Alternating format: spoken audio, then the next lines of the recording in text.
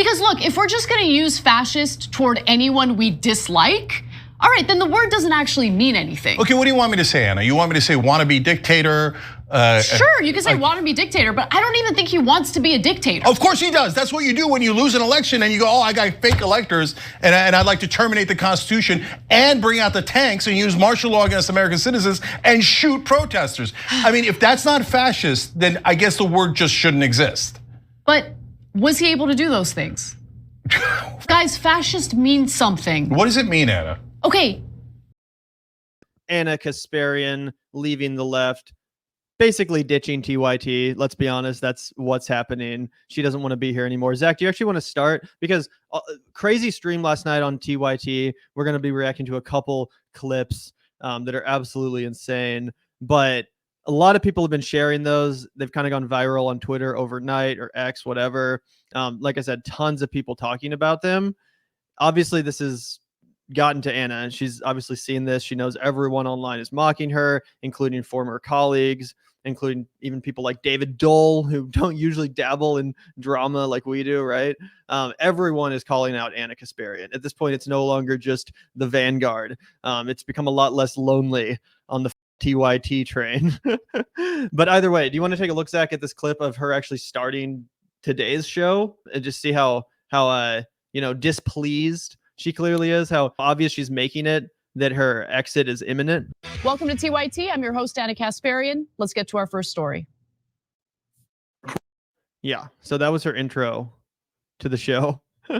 Yeah, pretty crazy. And you guys might be like, wait, what's going on? Why is Anna Kasparian so angry? Why are people so upset with her? Well, she had a heated exchange with her employer last night. Yeah, he's the funky rooster, and Anna does have to appease him at least slightly. So let's take a look really quickly from this clip the other day. We'll make ourselves small so you guys can see this in big, bold framing. Let's take a look. Notion of a fascist. Because look, if we're just gonna use fascist toward anyone we dislike, all right, then the word doesn't actually mean anything. Okay, what do you want me to say, Anna? You want me to say wannabe dictator?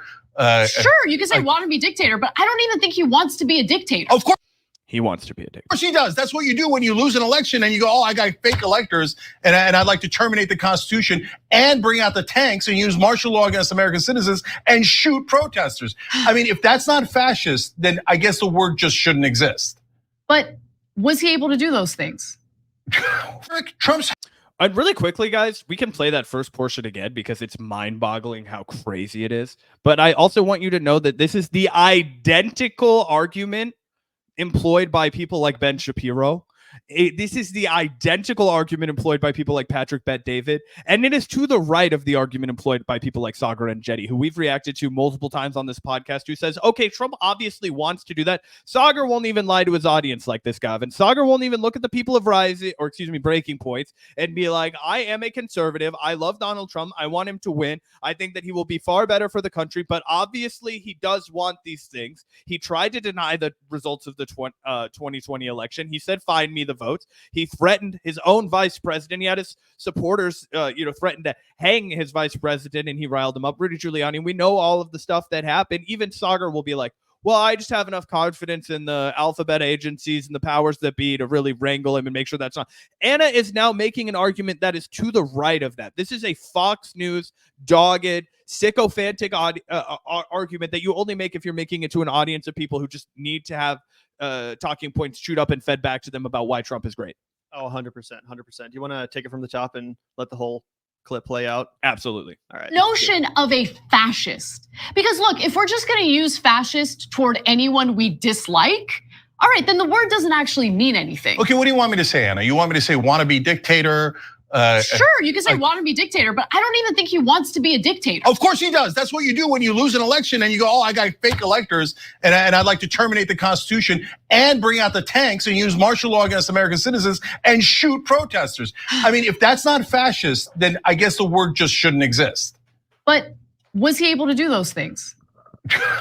Trump's his rhetoric is awful. Okay, if you don't want to be called fascist, stop saying fascist things. It's not that hard. Okay. Not that hard. Oh, here, let me have dinner with Nick Fuentes, who's a Nazi, Kanye, who's a Nazi, And let me say there's good people on the Nazi side. Oh, it could be pro-Confederate guys. Might be guys who are pro-slavery who are good guys. Let me do all of these things. Let me say that immigrants are poisoning the blood of our nation, a Nazi term that is only used in the past by Nazis, and then say, I'm gonna ban Muslims, I'm gonna do this and this and this to all the other ethnic groups, and then go, oh, I can't believe you called me a fascist.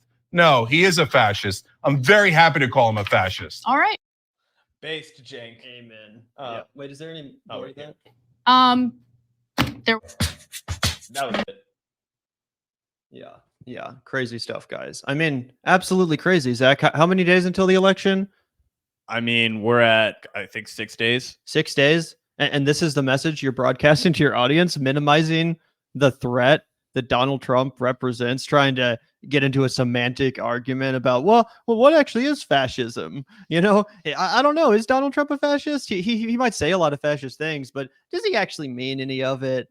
This is absolutely ridiculous. I mean, shout out to Cenk, honestly. We've given Cenk a lot of shit on this show, and he deserved every single bit of it, from the union busting, which is well documented and proven. Check out our videos with Hank Thompson if you need some receipts on well that documented. Front.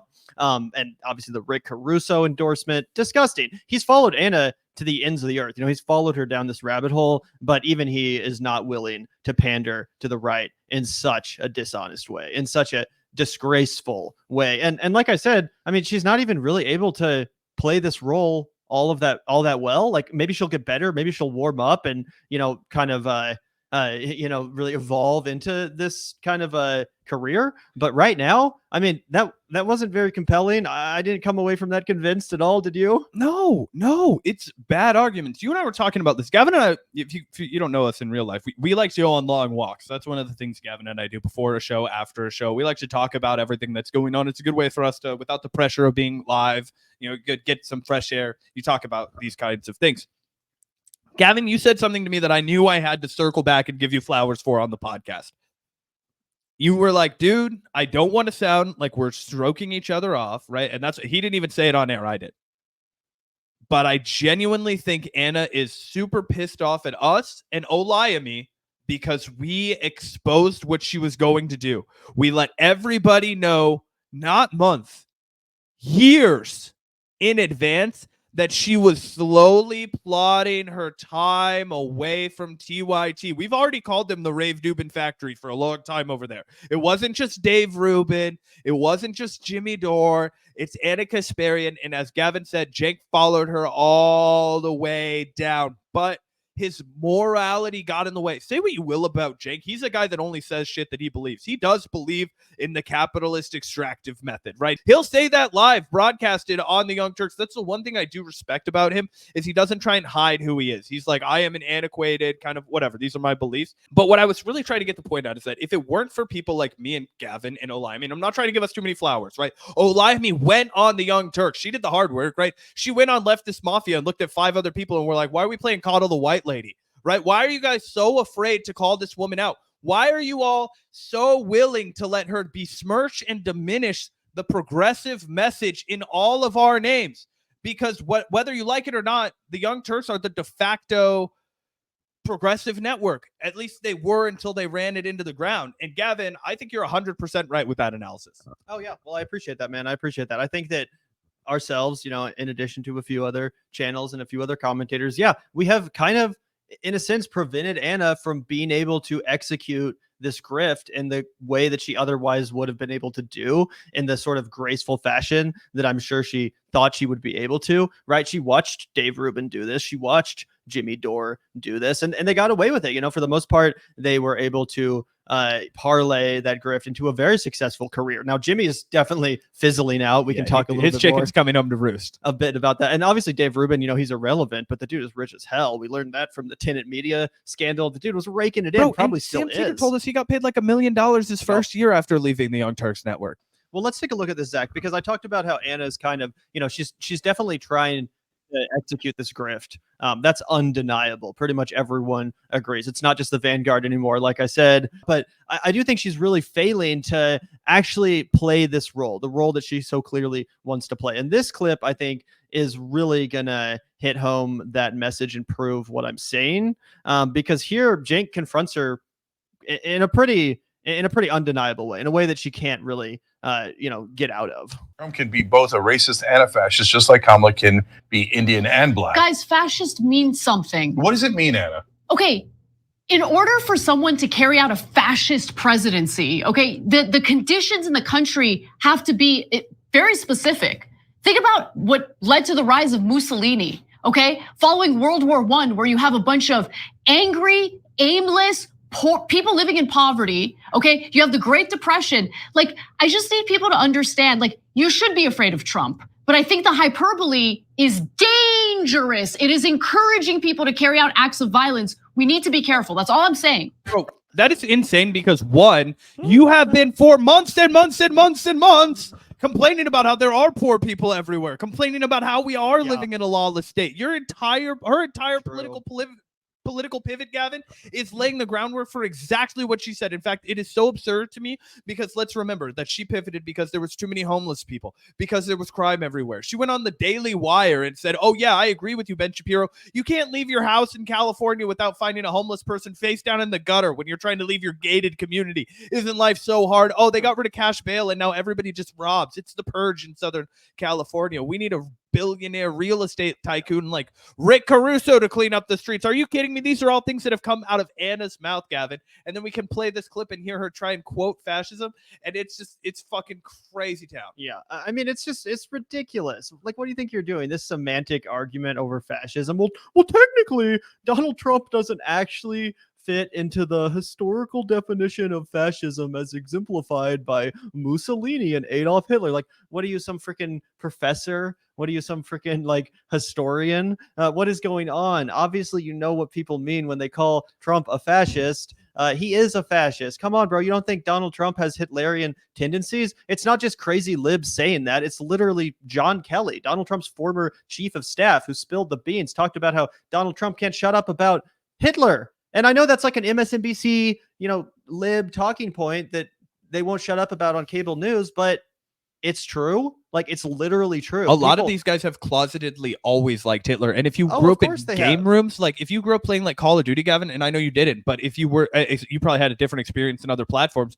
But like on World of Warcraft or like playing COD or Halo, there were constantly dudes that would be like, you guys know that Hitler actually had a lot going on. Of course. And that's like mainstream and in the Republican Party right now. It's not even just in the like Call of Duty waiting room. It's like what it's literally mainstream in the Republican Party to believe this now. And yeah, of course Donald Trump is a fascist. My entire life, both parties have called the other person fascist, like they called Obama a fascist. And under George Bush, the Democrats called Bush fascist, right? And it's always, of course, been hyperbole. Even George Bush, being the war criminal that he was, it's true. I don't think that George Bush fits the definition of a fascist. Donald Trump does. That's like undeniable. If you look at the actual traits of fascism, if you look at the definition of fascism, are you kidding me? Even the one that Anna laid out, where she started talking about the masses of poor people. And it's like, America. And like, what? Have you seen where do you think you live? Do you think you live in Switzerland or something? Like, and I feel like she kind of started to realize that halfway through her own answer. She's like, oh wait, that's not going to work. Got to pivot into this other thing. And she's like, don't get me wrong. You should be afraid of Donald Trump. Just like, okay, you don't have to call him a fascist. Do you condemn do you condemn Hamas? Do you condemn the rhetoric? Like, but I just think that if you look at like just the definition of fascist, Donald Trump, I mean, like I said, make America great better again, embodies it, literally hearkening back to the past and saying we have to return. I mean, these are trademark tendencies 100%. Of fascists. You glorify the past, you romanticize the golden era, you act like immigrants are the problem, you dog whistle anti-Semitic conspiracy theories. That's Donald Trump. That's the MAGA movement. And again, you can push back on the left without pandering to the right wing in the laziest way. The laziest way. That's what Anna Kasparian is doing. It's like, come on, bro. If you're gonna be a right winger, if you're gonna be a contrarian or whatever, like at least put some thought into it. Bro, I know. Try. Like, let's listen to this clip and you tell me if this couldn't have come out of Tucker Carlson's mouth if he's trying to take away an obvious W for AOC. AOC, of course, was also very offended. She's Puerto Rican herself. In reference to Tony Hinchcliffe's racist, fell flat, not even funny joke. As a legislator, I would insist that AOC look into reforming the Jones Act. That's causing a lot of damage to Puerto Ricans as we speak. Yeah, I'm sure she knows that, though, to be fair to her. AOC. What is the matter with Anna? Like, you think that AOC doesn't know about the Jones Act, Gavin? I showed you this earlier. I don't know if you've seen it or not. Jones Act? But you were like, yeah. But you were like, obviously she knows about that. If you and I know about the Jones Act, if you guys remember, if you guys remember Hurricane Maria, you probably didn't follow it maybe super closely if it wasn't something that directly impacted you, but it was devastating, guys. It happened when Donald Trump was president. He famously like shot basketball hoops to a crowd of desperate people with paper towels. Yeah. And like made a whole show of it. It was all just publicity stunt. He'd previously called it a shithole country. He talked about how they didn't have electricity. It was devastating for the entire island of Puerto Rico. I almost called it the nation of Puerto Rico. It's devastating. We colonized that territory, right? We are the colonizers of Puerto Rico. Everything, I mean, all of America is colonized, yeah. I mean, that's true, but I feel like specifically that you can't vote in Puerto Rico. It makes it even worse. It's so much disenfranchised, yeah. Not only that, you're legally not allowed to. Yeah. And you're a fucking House of Representative congressperson can't even vote. You get one like Guam, but it doesn't count. Yeah, 100%, crazy, 100%. And again, let's take a look here because Anna, she sees the controversy, she sees the criticism online, and she can't help herself. She's rage tweeting, desperately trying to defend what everyone is mocking, that being the clips we just played for you guys. Here's the Emo Dragon. Shout out to Emo Dragon posting the screenshot. We're blocked by Anna on Twitter, so we have to rely on accounts like I've been this. a soldier a long time, fellas. So is Gavin. So Anna says, I don't support Trump. I also don't think it's helpful to call him a fascist or a Nazi. Those words actually mean something beyond not liking a candidate. I also don't think listening to or reading the perspectives of conservative voters is a flaw or something I should feel ashamed of. And this is actually quote tweeting our friend of the show, Christina, from the Twitch channel Cosmopolitics. Shout out to Christina. And she says, this is what consuming right-wing media does to a person on the so-called left. Quote tweeting one of those clips that we just played. This is true. Anna's admitted that she watches conservative media. She's admitted that she, absorbs right-wing media, which is fair. So do I. I also watch right-wing media.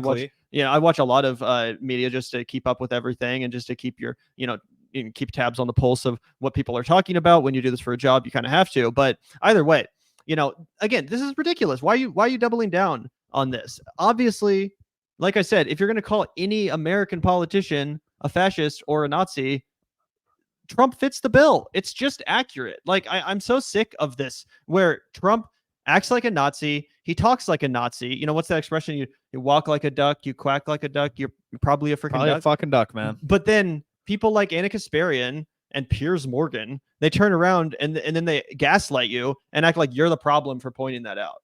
You know what I'm saying? It's like abusive behavior, 101. That's what abusers do. When you say, hey, I think that you're being kind of abusive, they'll say, well, how dare you point that out? That's wrong of you to point that out. It's, you're the problem. That hurt my feelings. Wow. Exactly. People use the analogy often where it's like, if you try and bring up something that your mother has done to upset you or, invalidate your feelings, and also I'm just the worst mother in the world. Oh, okay. Well, I guess we just won't speak anymore.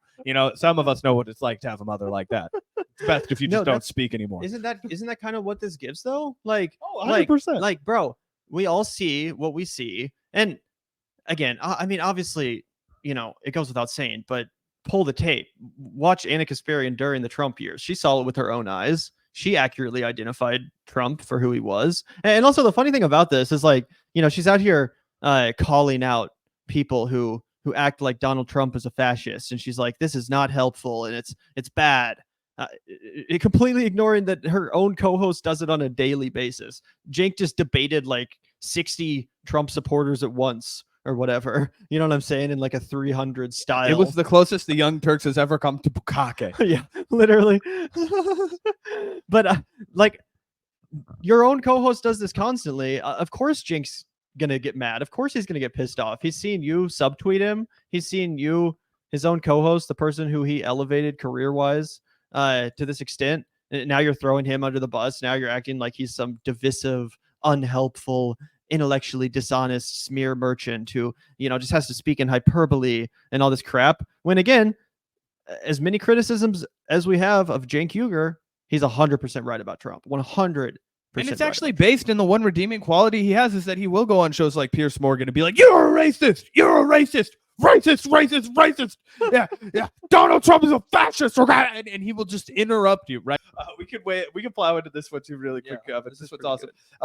But was he able to do those things? Asked David Doel inquisitively, rhetorically, in reference to Anna Kasparian. Using that logic, we can't identify with any ideology until we are completely successful in implementing that ideology. So we're all just capitalists until then? No, David, we'd all be fucking fascist, fucking feudalists until then. You know what I mean? Fascist sympathizing feudalists. We would have the fucking hyper-tech oligarchy running our fucking lives forever because we can't imagine anything different. We're just stuck in the Platonic cave if we have it the way Anna wants it.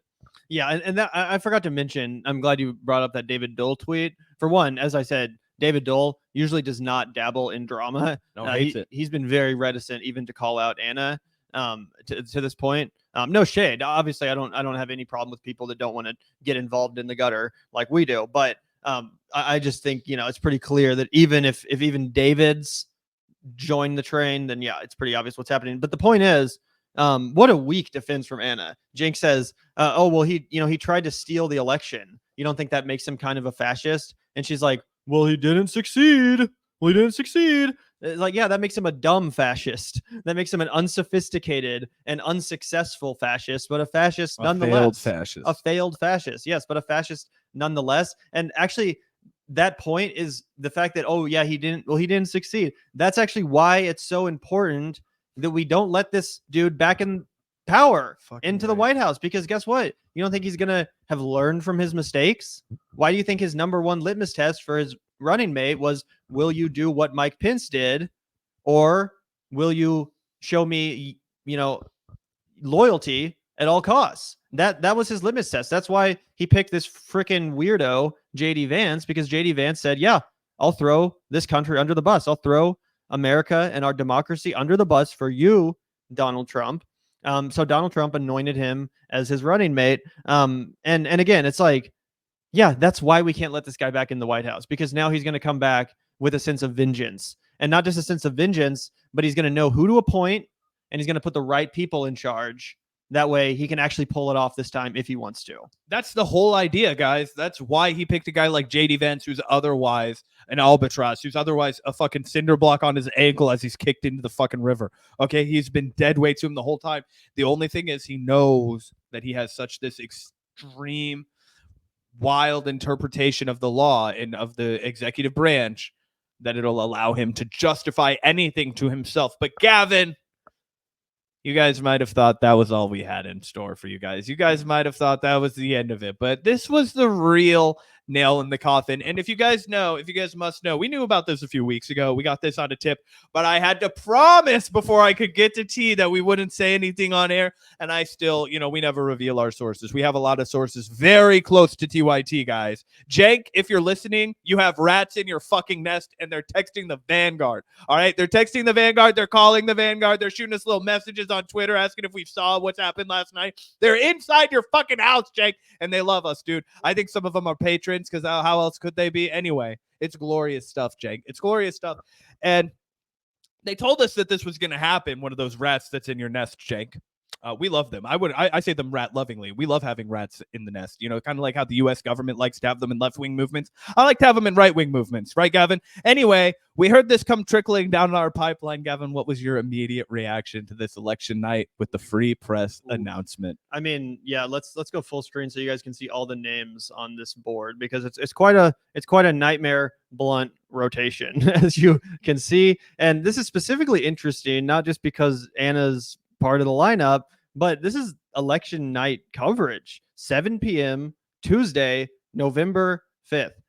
That's prime election West coverage Coast time hours. Yeah. So this leads me to believe she's ditching TYT on election night. It's possible she still pops up. It's possible that she still makes an appearance on the Young Turks, but it seems to me that, this is her new crew. Yeah, so I think two things initially stood out to me, Gavin, and I'll make us a little bit bigger for a second until we need to zoom in. All of the big names on this, Konstantin Kisin of Trigonometry, Barry Weiss, Matt Welch, Anna Kachian, and Dasha Nekrasova of the Red Red Scare Scare, yeah. podcast. These are all Republicans. These are all right wingers. Okay, and the only three individuals I see on there, Richie Torres, Andrew Yang, Marianne Williamson, those are left-wing Zionists. So Anna has decided to spend her time making friendly with the left-wing Zionists and Brianna Wu's on there. She's a left-wing Zionist, right? Former TYTer.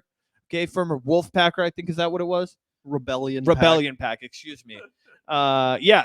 All the why I left the lefties, and then the Red Scarers and the who are also trigonometry. why I left the left. The Red Scare pod also started off as lefties. Now they're Lefties. total deranged anti-immigrant xenophobes. It's wild. Yeah, and I think it is an X live stream, like a YouTube live stream. So I think all these people are just making appearances, but I just think it's going to be such a hilarious jump when Anna leaves the TYT live stream, or maybe doesn't show up at all. Mm-hmm. And then goes right over to the I hate everybody on the left.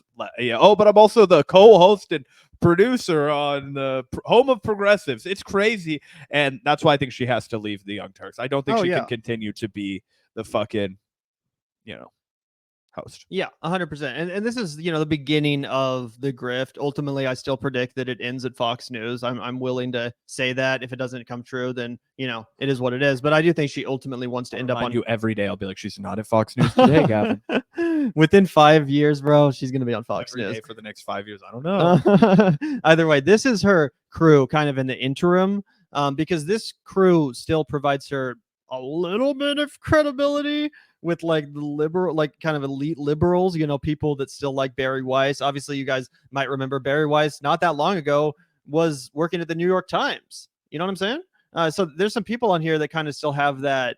She ruined her reputation after that, though. I mean, she did, but she's one of the top Substackers. I think she's profitable. I just mean, as far as the mainstream world, a lot of people after the Twitter files wrote her off too. Fair, but unlike Matt Taibbi, she actually demonstrated some principles during. She did. I just think that as far as the mainstream media apparatus, if Anna's trying to nuzzle up with them, I wouldn't do it through Barry Weiss. I don't know, bro. The free press has been pretty successful. I think that if she wants to go that route, it would definitely.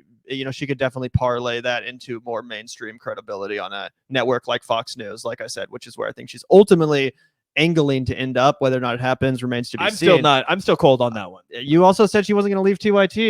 She hasn't left TYT yet. I know, but you said you've changed your mind on that. So I'm just saying. But anyway, I do think, like I said at the beginning of the stream, Anna is leaving. I'll go back. I don't think she's leaving TYT. Fine. Fuck you.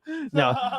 She is leaving TYT. I think she leaves TYT by the end of the year, if not after the election. I honestly wouldn't be surprised, guys, if we wake up tomorrow or November 1st to a Twitter message on X from Anna saying, I'm leaving the Young Turks. I would be a little surprised by that. I mean, I mean, what better way to grow your Substack than an absolutely banger, salacious headline like "I'm leaving the Young Turks." Read why. I think a lot of that thunder already got stolen from the Julian Michaels "Why I Left the Left" thing that went bonkers. I think she's and her Substack hasn't really grown. That's what I'm saying. That's why she needs to do this. I think that the fact that her Substack hasn't grown is going to make her way more skittish to not leave Young Turks. Well, I mean, her Substack is still fairly new, and I think that as she continues to cross-pollinate with all these other people, these other Substackers like Barry Weiss, I think she will grow her platform if she wants to. And like I said, a "Why I'm Leaving TYT" Substack post would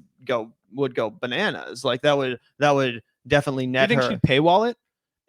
Much of it, yeah. Probably you could read the first couple paragraphs and then it would become good enough for us. We'd be like, yeah, she left the left, send us her flowers. Exactly. So again, I mean, this is all speculation, but it seems very obvious what's happening here. And this whole kind of enlightened centrist post-left Substack space is essentially the perfect middle ground between the left and where she ultimately wants to end up, which is Fox News. Like I said, we'll see if that comes true. That's my theory. But even if it's not Fox News, I mean, there's a lot of money to be made. Now, all these people, I'm sure, are immensely rich. And clearly, there's a lot of money to be made on Substack. There's a lot of money to be made on that subscription model when you get decent. But you have to be able to build it. And that's what I think I'm skeptical about Anna doing. I think if Anna gets a new platform, it has to be handed to her. She's never built a successful audience from scratch.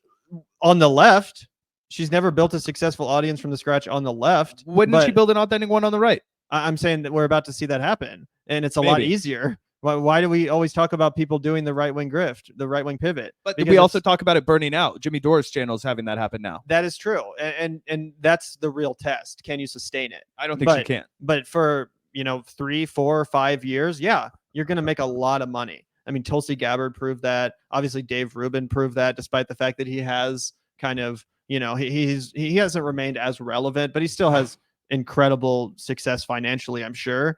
So yeah, I'm sure she could continue to juice this for a couple of years, and then if she ends up on somewhere like Fox News, it doesn't really matter. The money is the money. I think that she's much more likely to end up on somewhere like News Nation myself than Fox News on old I could school see News cable. Nation, yeah. I just don't expect her to go to Fox News because I think that Fox News still rings like a place that makes Anna want to throw up in her mouth a little bit, even with her current life. I do. So my main disagreement with you is I don't think she ever goes to Fox News. I don't think I'll ever see Anna anchor a show from Fox News. I'm just saying, bro. I'm a little bit drunk. If I've learned one thing doing this job, it's that people actually are very unsubtle. They telegraph their career moves and what they want in a lot more obvious of a way than you would ever expect, right? You would think people have more self-awareness. You would, as you said, there's no way Fox News, she's not that shameless. And I'm telling you, yes, she is. And I'm telling you, absolutely 100% she is. Why do you think she keeps talking about money? I want more money. I just don't think Fox will go for her. I don't think they will. I don't know, bro. We'll put a chip in this for 6 months. So Fox News, especially in a post-Tucker Carlson world, in my opinion, they need talent. Much of their best talent is kind of old school talent. The Sean Hannitys, the Laura Ingrams. These people are on their way out. I think that someone like Anna Kasparian is incredibly appealing. And I mean, she fits the bill. People in our chat say it all the time. The way she dresses, the way she presents herself, she's clearly auditioning for something, and it's not in a subtle way. Like, I'm just saying. And she speaks their language, bro. We've listened to segments on this show of Anna Kasparian that I think put some of the Fox News people to shame, that I think would be a huge hit with the kind of demographic that watches Fox News. So again, I don't know if they would give her an actual show or if she would just be like a contributor coming on every once in a while, kind of like Tulsi Gabbard did. But again, this is more long-term stuff, 2, 3, 4 years. But it is my prediction. We'll see if it happens. Maybe I'll eat my shoe. You know what? We'll see. But yeah, take a look at this, guys. This is another recent post from Anna Kasparian, and she's jumping right on this bandwagon.